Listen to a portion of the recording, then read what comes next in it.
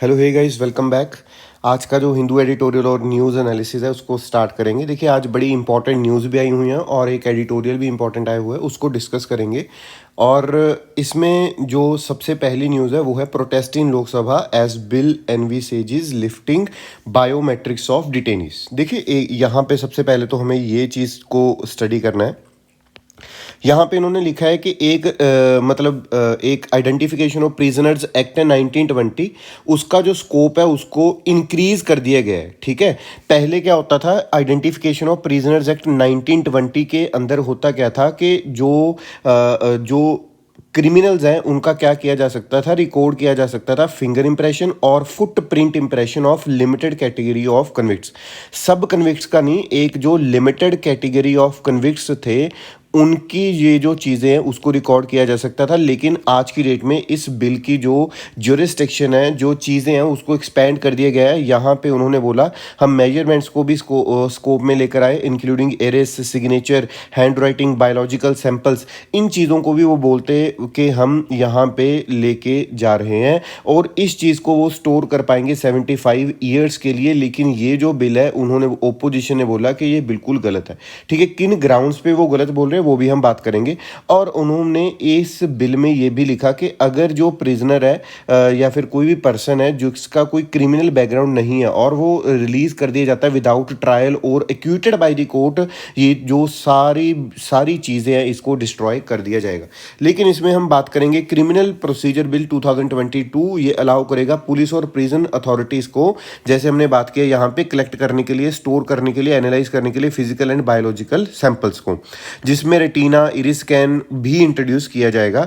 और इसमें यह भी है कि जो बिल है वो अप्लाई करेगा these provisions person held under preventive detention law. Extremely important, जिस चीज़ पे ओपोजिशन बहुत ज़्यादा हंगामा कर रही है कि भाई अगर आपने करना भी है तो प्रिवेंटिव डिटेंशन लॉ के अंदर जो भी लोगों को आप अंदर डाल रहे हो उनका भी ये सैंपल ले रहे हो, वो बहुत ज़्यादा गलत चीज़ है। तो ये जो एनसीआरबी है वो इस चीज़ को कंडक्ट करेगी, मतलब वो जो रिकॉर्ड्स है उसको वो एनसीआरबी रखेगी और उसको प्रिजर्व करेगी 75 ईयर्स के लिए। ये मैंने आपको पहली बात की।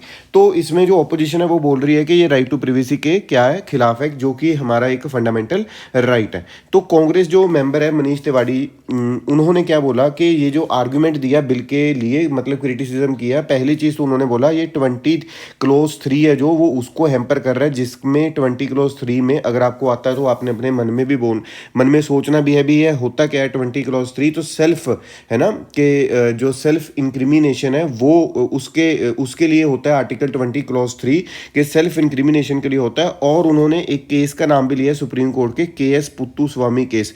तो केएस पुत्तुस्वामी केस में आपको पता होगा राइट टू प्रिवेसी की हमने बात की थी सुप्रीम कोर्ट जी ने। तो ये चीज़ आपने याद रखनी है। इस बिल के बारे में आगे कोई एडिटोरियल या कुछ और भी आए तो फिर इसको again we will be discussing this topic. चलिए दूसरी न्यूज़ की तरफ चलते हैं। Decision on the Malabar rebellion, martyrs deferred. देखिए, एक हमारी Indian council for historical research है, ICHR मैं उसको बोलता हूँ।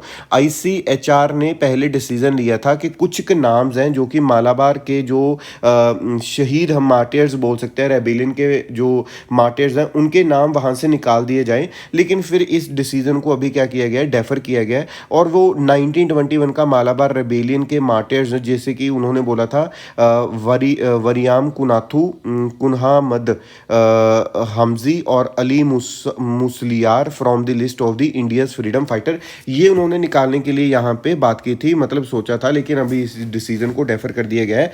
तो हम इसके बारे में बात करेंगे कि मापिला रेबेलियन या फिर मालाबार रेबेलियन होता क्या है। देखिए, जो मापिला रेबेलियन है या फिर मोपला रेबेलियन है और मोपला राइट्स जो 1921 में हुआ था, इसमें क्या हुआ था कि बहुत ज़्यादा राइट्स हो गए थे। और ये किया किसने था, जो मोपला के मुस्लिम्स थे, मतलब मोपला के मुस्लिम्स का मतलब है कि मुस्लिम जो मालाबार ने इस चीज़ के लिए किया था। लेकिन किस चीज़ के खिलाफ किया था, ब्रिटिशर्स और हिंदू लैंडलॉर्ड्स के खिलाफ किया था, क्योंकि दे वर वेरी वेरी डिस्क्रिमिनेटेड ठीक है, और oppressed by the Britishers and the Hindu landlords at that time. ठीक है, और यहाँ पे क्या होता है, मालाबार जो कि नदरन केरला में, तो 2021 में इसकी 100th एनिवर्सरी भी थी। ठीक है, तो इसके कॉजेज क्या थे और आउटकम क्या निकली रिवोल्ट की, वो भी इसके बारे में बात करेंगे। मैंने आपको पहले ही बताया कि जो फ्यूडल सिस्टम वहाँ पे चल रहा था उस चीज़ से तंग थे, और वो कौन चला रहा था, एक तो ब्रिटिश कॉलोनियल रूल, ठीक है, मतलब ब्रिटिशर्स, प्लस वहाँ पे उन्होंने कौन छोड़े हुए थे, हिंदू लैंडलॉर्ड छोड़े हुए थे। हिंदू लैंडलॉर्ड यहाँ पे हम वर्ड इस वजह से यूज़ कर रहे हैं, ये भी चीज़ आपने याद रखनी है। वहाँ पे जो मैक्सिमम लैंडलॉर्ड थे देवर हिंदूज। ठीक है, ये चीज़ आपने याद रखनी है। और ये हुआ था स्टार्ट एक ऐसा के हमने फ्यूडल सिस्टम के खिलाफ आवाज़ उठानी है, लेकिन बाद में जाते जाते एक ये क्या बन गया, कम्युनल वायलेंस बन गई between the Hindu and the Muslims. यहाँ पे गांधी जी ने भी विजिट किया along with the Shaukat Ali. Shaukat Ali आपको नाम याद होगा, जो कि लीडर थे खिलाफत मूवमेंट के। कहाँ पे, इंडिया में। उन्होंने विजिट किया कैलिकट को। उन्होंने बोला कि आपको नॉन कोऑपरेशन का मैसेज को प्रमोट करना है, खिलाफत के मैसेज को प्रमोट करना है, मतलब मालाबार के लोगों को, कि आप एक दूसरे के साथ न लड़ो। जो नॉन कोऑपरेशन मूवमेंट चल रही है, हमारी खिलाफत मूवमेंट चल रही है, उसमें पार्टिसिपेशन आपकी जरूरी है। तो in response to Gandhi ji call, जो खिलाफत कमेटी भी बनाई गई वहां पे मालाबार में, जिसमें उन्होंने प्लेज किया कि हम सपोर्ट करेंगे नॉन कोऑपरेशन मूवमेंट को। लेकिन बाद में मैंने आपको बताया कि वो जो हाई रेंट था, या फिर रिन्यूअल फीस हाई थी, या फिर सिक्योरिटी ऑफ टेन्योर नहीं था, और अदर अनफेयर जो प्रैक्टिसेस चल रही थी लैंडलॉर्ड्स के द्वारा, उन्होंने उस चीज़ को बहुत ही ज़्यादा इंक्रीज कर दिया। और बाद में ये जो मूवमेंट थी जो कि फ्यूडल सिस्टम के खिलाफ थी, वो बाद में चेंज होगी, और वो किस चीज़ में कन्वर्ट होगी, राइट्स में कन्वर्ट होगी। ठीक है जी। और उसके बाद में इस अग्रेशन को सुप्रेस करने के लिए जो ब्रिटिशर्स हैं, उन्होंने गोरखा रेजिमेंट्स का यूज़ किया, और उन्होंने वहाँ पे इम्पोज किया मार्शल लॉ, और बहुत ही कम टाइम में उन्होंने उसको सुप्रेस कर दिया। वहाँ पे एक और ट्रेजिडी होती है विच इज़ एक्सट्रीमली इंपॉर्टेंट, और we must know about this, wagon tragedy जिसको बोलते हैं। वहाँ पे क्या था कि जो मापिला प्रिजनर से उसको भर के लेके जा रहा था, एक वैगन में भर के लेके जा रहे थे, लेकिन उसमें जो सीटिंग कैपेसिटी थी वो कुछ 20-30 की थी, लेकिन उसमें डाल दिया गया 60 लोगों को, और वो सफोकेशन की वजह से काफ़ी लोगों की डेथ हो गई थी in close railway goods wagon. ठीक है, अब तीसरे नंबर की बात करेंगे। तीसरे नंबर पे जब हम बात करेंगे सिल्वर लाइन प्रोजेक्ट की, इसके बारे में हम पहले भी बात कर चुके हैं। जो सिल्वर लाइन प्रोजेक्ट है वो है क्या, देखिए सिल्वर लाइन प्रोजेक्ट, यहाँ पे अगर मैं बात करूँ तो सिल्वर लाइन प्रोजेक्ट वो प्रोजेक्ट है जो कि एक रेलवे प्रोजेक्ट है, जो कि केरला के नदरन पार्ट को सदरन पार्ट से जोड़ेगा, नदरन पार्ट को सदरन पार्ट से जोड़ेगा। एस्टिमेटेड वहाँ पे नदरन से सदरन एरिया में जाने के लिए कुछ 12 घंटे लगते हैं, लेकिन ये इसको कट करके कहते 2 घंटे तक कर देगा। मतलब एक ऐसा रेलवे प्रोजेक्ट जो कि हाई स्पीड प्रोजेक्ट होएगा।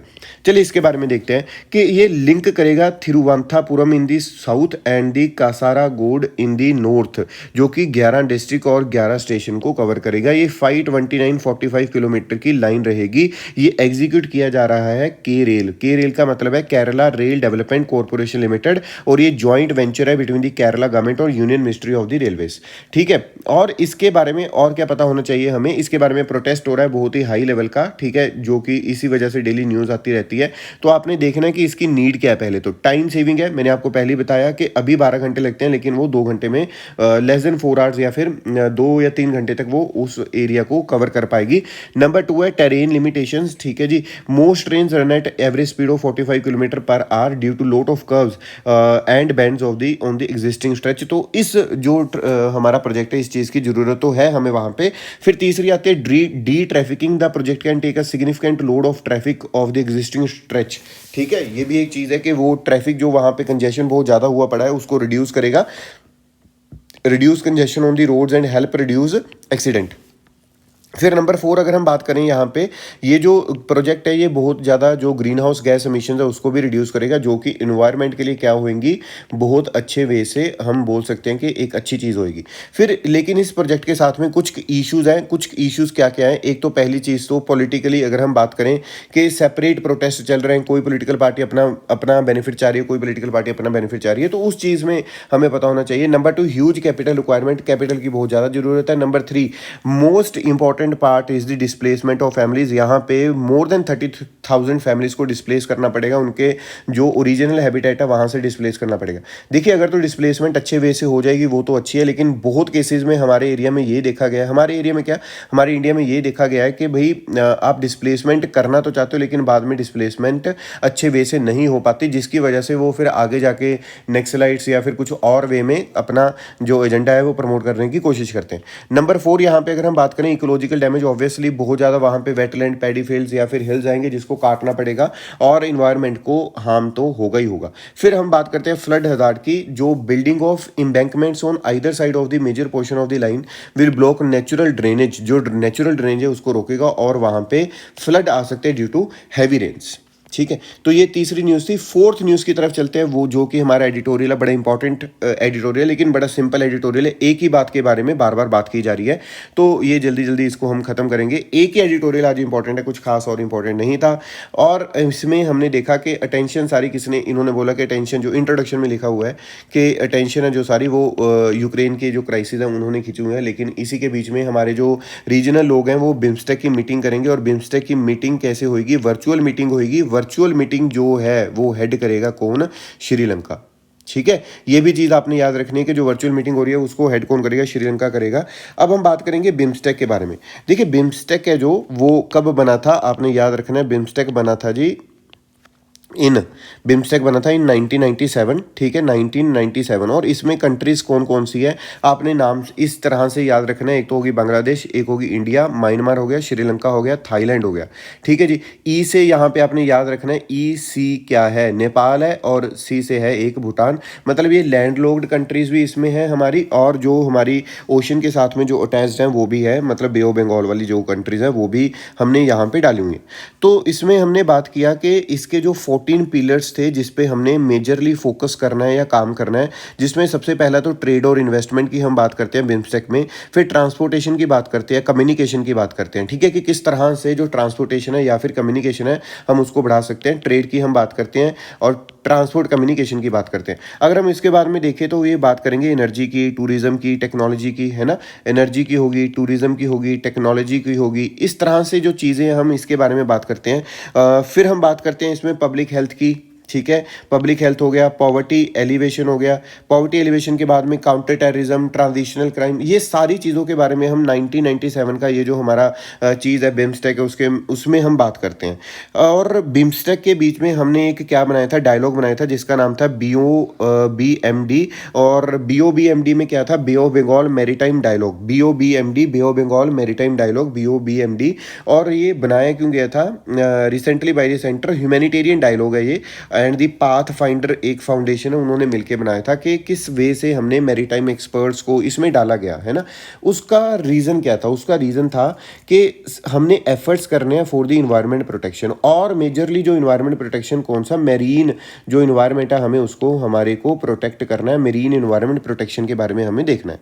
अगर हम यहाँ पे बात करें रिच मेरीन इकोसिस्टम है, यहाँ पे रिच मेरीन इकोसिस्टम में क्या लिखा हुआ है कि जो बे ऑफ बंगाल है वो उसमें जो एस्चुरीज है, उसमें जो मैंग्रोव्स हैं, उसमें जो चीज़ें हैं वो बहुत ही ज़्यादा क्या है? इंपॉर्टेंट है। उसमें कोरल्स हैं, बहुत ज़्यादा इंपॉर्टेंट है, बहुत ज़्यादा रिच है। लेकिन ऑन दी अदर हैंड वो फ्रेजाइल भी हैं। मतलब वहाँ पे क्या आ रहा है? कभी साइक्लोन्स आ रहे हैं, कभी सुनामीज आ रही हैं, कभी जो टेम्परेचर है पानी का वो इंक्रीज़ हो रहा है, कभी मतलब बड़ी बड़ी रिवर्स उसमें जा रही हैं। बड़ी बड़ी रिवर जाने से जो कोरल्स हैं वो भी वहाँ पे मतलब एक हम बोल सकते हैं कि तंग होने वाली बात हो जाती है। ठीक है, तो उसमें उन्होंने बोला कि ये जो चैलेंजेस है उसके बारे में हमने बात करनी है।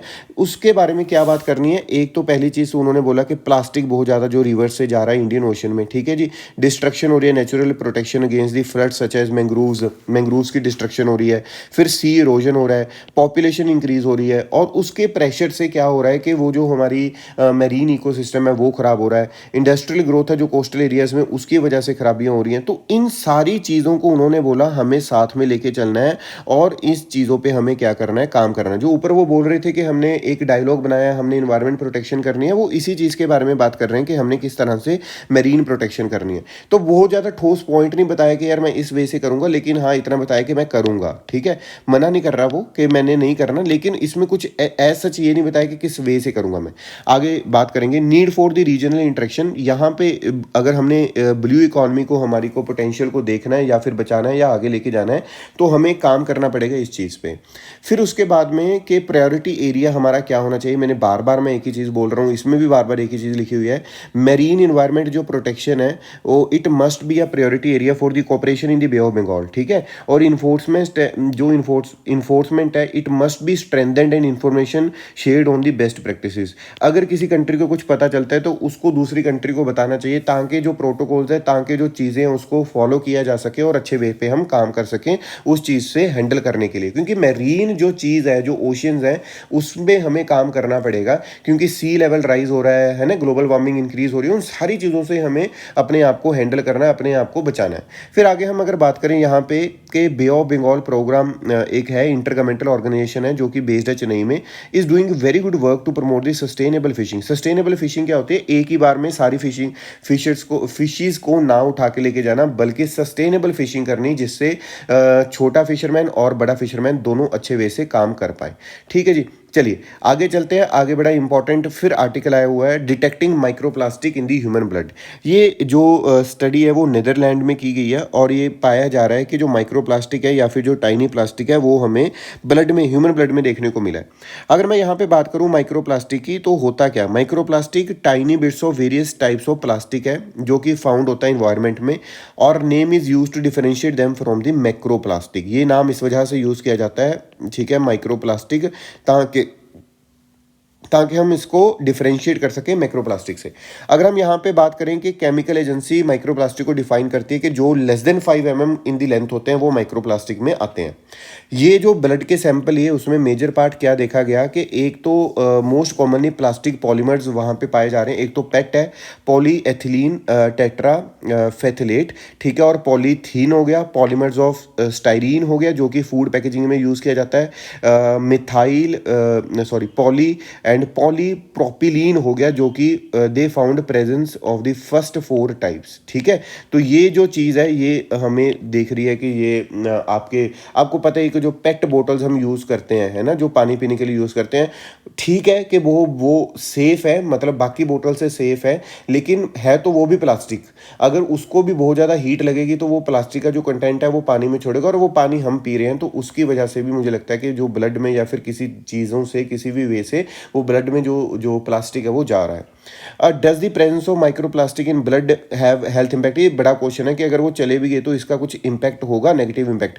देखो अभी तक कुछ भी नहीं पता। हाँ ऑब्वियसली मुझे लगता है कि नेगेटिव इंपैक्ट होगा ही होगा। तो इस चीज़ के बारे में आपने भी ध्यान रखना है कि किस तरह से जो पानी है वो पीना है, कौन सी प्लास्टिक की बोतल होनी चाहिए। हार्ड प्लास्टिक की बोतल है, अगर उसके पीछे इस तरह का साइन बना और वहाँ पे 7 लिखा हुआ है, 10 लिखा हुआ है, मतलब वो हार्ड प्लास्टिक है, वो पेट है, ठीक है। लेकिन उसमें एक चीज़ याद रखनी है कि भाई अगर आप उसमें उबलता हुआ पानी डाल दोगे, गर्म पानी डाल दोगे, बहुत ज़्यादा हीट में रख दोगे पानी डाल के, तो वो भी अपना जो प्लास्टिक के कंटेंट है वो रिलीज करेगा किसमें? पानी में। वो पानी हम पीते रहेंगे, ठीक है, तो इसमें खराबी हो जाएगी। नेक्स्ट न्यूज़ की तरफ चलते हैं, the phenomena of coral bleaching. बड़ी इंपॉर्टेंट चीज़ है। यहाँ पे देखा क्या जा रहा है कि जो वर्ल्ड का लार्जेस्ट कोरल रीफ है, ऑस्ट्रेलियाज ग्रेट बैरियर रीफ, वहाँ पे कोरल ब्लीचिंग का इवेंट देखने को मिला। तो इसमें हम डिस्कस करेंगे कोरल्स होते क्या हैं और कोरल ब्लीचिंग होती क्या है। देखिए यहाँ पे जो हमारी ऑस्ट्रेलिया की ग्रेट बैरियर रीफ है वो एक यूनेस्को की वर्ल्ड हेरिटेज साइट भी है, तो इस चीज़ के भी हमने याद रखना है, और यूनेस्को वहाँ पे स्टडी करने के लिए भी आया है, ठीक है। तो कोरल रीफ्स होते क्या है? ये इनवर्टिब्रेट्स होते हैं, मतलब स्पाइनलेस होते हैं, इनकी स्पाइन नहीं होती, ठीक है। यहाँ पे भी लिखा हुआ है I think so, animals not processing a spine, ठीक है। तो कोरल रीफ्स के बारे में यहाँ पे देखते हैं कि जो कोरल रीफ्स है वो 2 तरह के हो सकते हैं, एक हार्ड कोरल्स हो सकते हैं और एक हो सकते हैं सॉफ्ट कोरल्स। देखिए जो हार्ड कोरल्स होते हैं वो रीफ बिल्डिंग करते हैं, मतलब जो कैल्शियम कार्बोनेट वाली चीज़ है जो अपना घर सा बनाते हैं, वो कौन से बनाते हैं? Hard corals. और एक होते हैं सॉफ्ट कोरल जो अपना ये जो कैल्शियम कार्बोनेट वाली चीज़ें हैं वो नहीं बनाते, और उनको मतलब जो प्लांट है उसकी भी ज़रूरत नहीं होती। मैं अभी आपको समझाऊंगा। देखिए होता क्या है, यहाँ पे लिखा हुआ है कि सिम्बियोटिक रिलेशनशिप होती है जू सेंथली के साथ में। Now understand the concept. Correct. जो कोरल है, कोरल बनता है दो चीज़ों से, एक हो गया पॉलिप, एक होगी जूजेंथली। ठीक है, जो पॉलिप है वो एक एनिमल है और जो जूजेंथली है वो एक प्लांट है। ये सिम्बियोटिक रिलेशनशिप में रहते हैं क्योंकि जो प्लांट है उसको रहने के लिए घर नहीं होता। ठीक है, बेसिक लैंग्वेज में अगर हम बात करें, नो घर। लेकिन जो पॉलिप है उसके पास एक तरह का घर होता है। लेकिन जो पॉलिप है एक एनिमल है और एनिमल अपना जो फूड है वो खुद नहीं बना सकता। ठीक है, ये चीज़ आपने याद रखनी है। इसके पास घर नहीं है, इसके पास फूड नहीं है, तो दोनों मिलके काम करेंगे। जो जूजेंथली है इसको क्या, जो जूजेंथली है चाहिए, जूजेंथली को घर चाहिए और पॉलिप को क्या चाहिए, फूड चाहिए। तो ये जो एक प्लांट है ये फूड बना के देगा किसको, पॉलिप को, और जो पॉलिप है इसको क्या दे देगा, घर दे देगा। तो सिम्बियोटिक रिलेशनशिप में चलते हैं। तो हमने यहाँ पे बात की कि भाई पॉलिप है और पॉलिप के अंदर क्या लगा हुआ है, जूजेंथली लगा हुआ है। जूजेंथली इसको क्या बना के देगा, फूड बना के देगा, और पॉलिप इसको क्या दे देगी, क्या दे देगा, मतलब घर बना के दे देगा, एक तरह का घर दे देगा। तो एक तो हो गया हार्ड, दूसरा हो गया सॉफ्ट। तो हम अब बात करेंगे कोरल ब्लीचिंग की। कोरल ब्लीचिंग होता क्या है, देखिए कोरल ब्लीचिंग कई तरह से हो सकता है। अगर वहाँ पे बहुत ज़्यादा, अब यहाँ पे एक चीज़ नोट करो कि अगर ये प्लांट है, जूजेंथली प्लांट है, और जूजेंथली की वजह से सिस्टम चल रहा है क्योंकि वो फूड बना के दे रहा है, तो अगर जूजेंथली के ऊपर, ठीक है तो ये ओशन के नीचे, अगर जूजेंथली के ऊपर मैं बहुत ही ज़्यादा हम यहाँ पे क्या करें, सरफेस ऑफ द वाटर पे इसको गर्म कर दें, तब भी ये क्या हो जाएगा, ख़राब होना स्टार्ट हो जाएगा। ठीक है, इसकी ब्लीचिंग होनी स्टार्ट हो जाएगी, नंबर 1। नंबर 2, अगर वहाँ पे बहुत ही ज़्यादा क्या आ जाए, पार्टिकल्स आने लग जाए मिट्टी के और किसी चीज़ों के, फिर भी ये क्या होने लग जाएगा, ख़राब होने लग जाएगा। नंबर 3 यहाँ पे कि वहाँ पे बहुत बड़ी रिवर जा रही है और वहाँ पे कुछ मिट्टी के पार्टिकल्स और कुछ और हैं, तो वो फिर भी क्या होना स्टार्ट हो जाएगा, खराब होना स्टार्ट हो जाएगा। ठीक है, लेकिन ब्लीचिंग होती क्या है, अब सपोज कर लो यहाँ पे बहुत ही ज़्यादा मिट्टी आ गई, तो जो सनलाइट है वो नहीं आ पाएगी। और आपको पता है जूजेंथली एक प्लांट है और वो प्लांट किस तरह से अपना फूड बनाता है, विद द सनलाइट। तो ये क्या करेगा, ये जो पॉलिप है ये सोचेगा कि यार ये मुझे आजकल फूड नहीं बना के दे रहा है, इसको मैं बाहर निकाल देता हूँ। तो पॉलिप क्या करेगा, इसको जूजेंथली को घर से बाहर निकाल देगा। लेकिन पॉलिप को ये नहीं पता कि भाई अगर जूजेंथली उसके अंदर नहीं है तो पॉलिप की हालत क्या होने लग जाएगी, खराब होने लग जाएगी। तो इसकी ब्लीचिंग होना स्टार्ट हो जाती है। ठीक है, लेकिन सपोज के ये ऊपर से ये जो लेयर है ये हट जाए, ठीक है, ये ऊपर से ये जो लेयर है ये अगर हट जाए, तो आपको भी पता है जो सनलाइट है दोबारा आनी स्टार्ट हो जाएगी। तो अगर सनलाइट दोबारा आनी स्टार्ट हो जाएगी, मे बी जूसेंथली को ये दोबारा एक्सेप्ट करेगा और पॉलिप और जूसेंथली सिम्बियोटिक रिलेशनशिप में रहना पसंद करेंगे। तो ये था कोरल रीफ के बारे में। ठीक है, और इसमें जो ये सबसे पहले इवेंट कब देखा गया था मास ब्लीचिंग का, वो था एल नीनो के टाइम पे। एल नीनो आपको पता है जब ओशन सरफेस का जो टेम्परेचर है वो इंक्रीज हो जाता है, तो उस इवेंट को हम क्या बोलते हैं, एल नीनो इवेंट। लेकिन अब प्रॉब्लम क्या आ रही है, आईपीसीसी ने देखा एल नीनो के टाइम पे अगर ये चीज़ हो रही है कि गर्म हो रहा है सरफेस, वो ठीक है, लेकिन ये चीज़ आजकल ला नीना के टाइम पे भी हो रही है, जिस टाइम पे सरफेस क्या होता है, ठंडा होता है, कोल्ड होता है, ठीक है, लेस वार्म होता है, तभी ये चीज़ हो रही है। तो ये देखने वाली चीज़ है। तो इसको बचाने के लिए जो पूरी, मेरे हिसाब से तो पूरा देश है सारे, उनको काम करना चाहिए।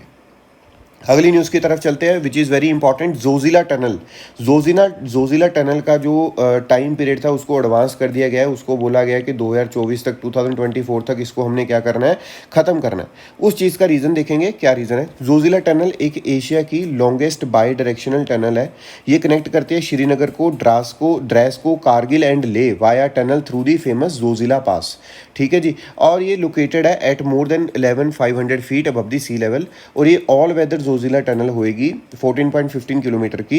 ये कनेक्ट करेगी even during the winters also Srinagar Kargil ले सेक्शन को। और ये अटल टनल की तरह यहाँ पे भी स्पीड कितनी रहेगी, 80 किलोमीटर पर आवर। इसका जो टाइम पीरियड जो मैंने आपको बोला कि हमने जल्दी कर दिया, उसका रीज़न क्या है कि आपको पता है कि जिस तरह से हमारी चाइना के साथ में क्लैशेस चल रही हैं, तो जो ट्रूस मूवमेंट है वो ईजी हो पाए और ऑल वेदर ट्रूस मूवमेंट हो पाए अच्छे वे से, तो इस वजह से ये चीज़ बनाई जा रही है। ठीक है, तो इस चीज़ को हमने क्या करना है, याद रखना है प्रॉपर वे से, बहुत इंपॉर्टेंट चीज़ है। और ऑब्वियसली बहुत अच्छे वे से अगर हम इसको कर पाएंगे तो बहुत फ़ायदा होगा इस चीज़ का हमारी कंट्री को। ठीक, आगे चलते हैं। नेक्स्ट न्यूज़ है जो आपने थंबनेल में भी देखा कि जो त्रिमिनल और बीजेपी के एमएलएज हैं वो लड़ पड़े, और यहाँ पे आप फोटो भी दे सकते हो, ये आपस में मुक्के मक्के मार रहे हैं। तो यहाँ पे क्या है, turns into boxing ring as TMC BJP MLAs come to blows. ठीक है, ये सही है क्या? इसमें सेक्शन है, किस तरह से इसको सस्पेंड किया जा सकता है इनको, उसके बारे में आपने कमेंट बॉक्स में बताना है। ये क्वेश्चन है आपके लिए कि इनमें मैं आपको बता दूं कि जो 5 एमएलएज हैं उसको सस्पेंड किया गया है। तो जो 5 एमएलए सस्पेंड किए गए हैं वो किस चीज़ के अंडर किए गए हैं, कौन से सेक्शन के अंडर किए गए हैं, आपने बताना है। Otherwise I will be telling you tomorrow. ठीक है, नेक्स्ट चीज़ की तरफ चलते हैं। लास्ट न्यूज़ है आज की। India has no plans to purchase Russian oil in rupees. ठीक है, देखिए इसमें हो क्या रहा था, रशिया जो कि यूक्रेन के साथ में, आपको पता ही है रशिया ने यूक्रेन के साथ में क्या किया हुआ है, तो उसमें उस लड़ाई को चलते हुए रशिया पे काफ़ी सेंक्शंस लग गए थे कि वो डॉलर की फॉर्म में डॉलर बेस्ड ट्रेडिंग नहीं कर पाएगा। तो बातें ये आ रही थी कि इंडिया बाय करना चाहता है जो ऑयल, तो वो उसको रुपीज़ में पे कर देगा, क्योंकि डॉलर्स वाली जो ट्रेड है वो तो उसकी रशिया की कम हो चुकी है। लेकिन ऐसा कुछ भी नहीं है, जो हमारे जूनियर ऑयल मिनिस्टर हैं उन्होंने बता दिया है प्रॉपर वे से कि भाई हम ऐसा कुछ चीज़ नहीं कर रहे। So this is all about कि भाई किस तरह से जो सिचुएशन है वह हम उसको मैनेज कर रहे हैं। अब अगर हम बात करें आगे, तो ज्वेलरी के जो एक्सपोर्ट है, देखिए आपने एक चीज़ याद रखनी है, गोल्ड हम चाहे इंपोर्ट करते हैं, बाहर से मंगवाते हैं, लेकिन जो ज्वेलरी है वो काफ़ी ज़्यादा फेमस है हमारे इंडिया की, और मैक्सिमम जो डायमंड की चीज़ें हैं और जो गोल्ड की चीज़ें हैं वो गुजरात की भी काफ़ी ज़्यादा फेमस है। तो इसमें हम बात करते हैं कि जो ज्वेलरी के एक्सपोर्ट हैं यूएई को जो हमने भेजे हैं वो टच किया उसने $10 बिलियन अंडर दी सेपा। सेपा एक एग्रीमेंट होता है जिसके ज़रिए मतलब जो अपनी ड्यूटीज़ हैं, दोनों कंट्रीज़ ड्यूटीज़ क्या करती है, सपोज कर लो ये यूएई है और यहाँ पे हमारा इंडिया है, तो ये क्या करेंगे, यूएई अगर कुछ भेजता है तो ये भी कुछ ना कुछ ड्यूटी लगाते हैं, और इंडिया अगर यूएई में कुछ भेजेगा कुछ ना कुछ ड्यूटी ये भी लगाते हैं, मतलब एक तरह का टैक्स। तो इन सेपा के अंदर हमने क्या करना होता है, इन दोनों चीज़ों को डिक्रीज़ करना होता है at the level near to zero. ठीक है, नियर टू ज़ीरो। और उस चीज़ की वजह से हमने क्या देखा कि यहाँ पे जो एक्सपोर्ट है हमारे इंक्रीज़ हुए हैं, और इसका नाम क्या है, कॉम्प्रिहेंसिव इकोनॉमिक पार्टनरशिप एग्रीमेंट। ठीक है, तो याद रखना है आपने, ये देखिए as per the pact the duty that UAE would levy on jewellery imported from India have been reduced from 5% to 0%। मैंने क्या बोला था, नियर टू जीरो और 0%।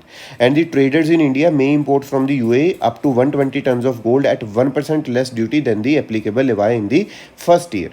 So please remember this, SEPA is extremely important. So आज के लिए इतना ही, और अच्छे वे से अपना पढ़ते रहिए और देखते हैं। और आप हमारा जो टेलीग्राम चैनल है उसको ज्वाइन कर सकते हैं, उस पर हम मेंस का भी एक क्वेश्चन डालते हैं, उसका मॉडल आंसर भी डालते हैं, इस चीज़ की फाइल भी डालते हैं। तो हमारा जो टेलीग्राम चैनल आप ज्वाइन कर सकते हैं। Thank you so much.